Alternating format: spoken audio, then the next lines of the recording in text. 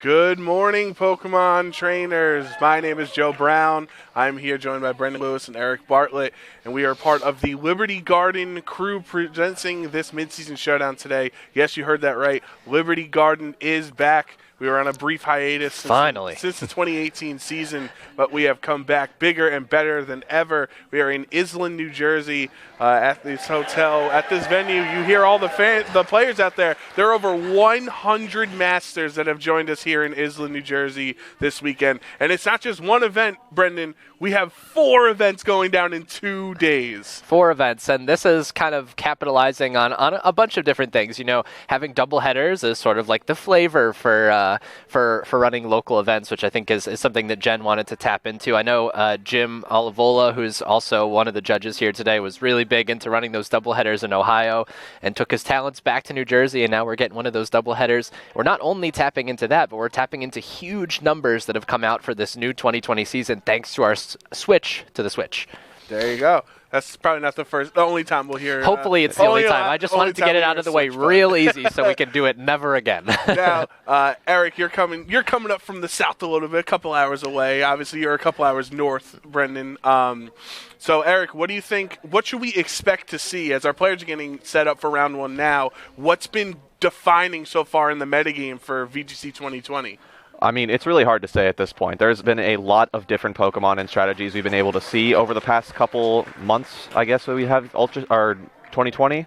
We've seen a lot of different cores, and even though we don't really have a super defined metagame at this point, I think there's still a lot of room for some new stuff to come out. We've seen common, we already know what the common or best Pokemon, quote-unquote, in the format. We've got stuff like Dragapult, Togekiss, Excadrill, but we've also been able to see some really cool stuff come out, like Mudsdale, the Gigantamax Charizard that won Dallas. So I think we're going to start to see a little bit more deviation. I think, especially since at the local level, I think a lot of players like to experiment a lot with different ideas before they take them onto those larger level events. But obviously, we have a full house here today, so we're honestly almost playing like a regional level tournament. And Northeast being one of the most stacked regions in the country, objectively, maybe players are gonna have to, they step up their game a little bit and maybe try out some of those more standard picks. Yeah, I mean, we know from history, this region, New York and New Jersey specifically, a lot of players who have qualified for the World Championship throughout many different seasons from these 2 states. And I wonder, sometimes we almost develop our own metagame. I don't know about your regions if you have that, but there's certain players that will take certain builds of teams, and then everyone starts building around that. You start speed creeping different Pokemon, because you're prepared to go up for it at your local that you might not see at a regional. So I think that's something that should be interesting for this weekend with our region. Is there's so many high level players or world's caliber players that you might not be seeing too many Thievals or like your in-game Score Bunny or any, like you're going to be seeing some real tech and some really good team or very well built teams. Excuse me. Yeah, no, I would definitely agree.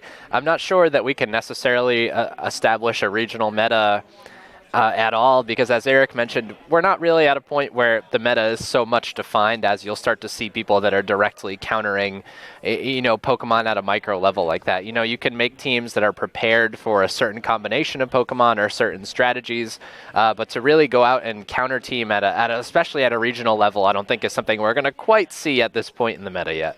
All right, so let's get into some predictions here as we get ready to start round 1, okay, which we'll be starting quickly. Let's do it. What do you guys think is going to be the most common Gigantamax Pokemon that we're going to see this weekend? I think it's tough to argue, Eric. Yeah, we had a bit of a mini discussion before. I think we all unanimously agreed it was going to be Charizard. Well, it wasn't unanimous because I might be shooting myself in the foot. But if I know this region well, which I think I do, and I think people in the background can agree with me, I think we're going to see a lot of Snorlax. People in this region like playing Snorlax, and he's a little inconsistent since his G-Max Replenish doesn't work every turn. It's like a 50% chance or whatever.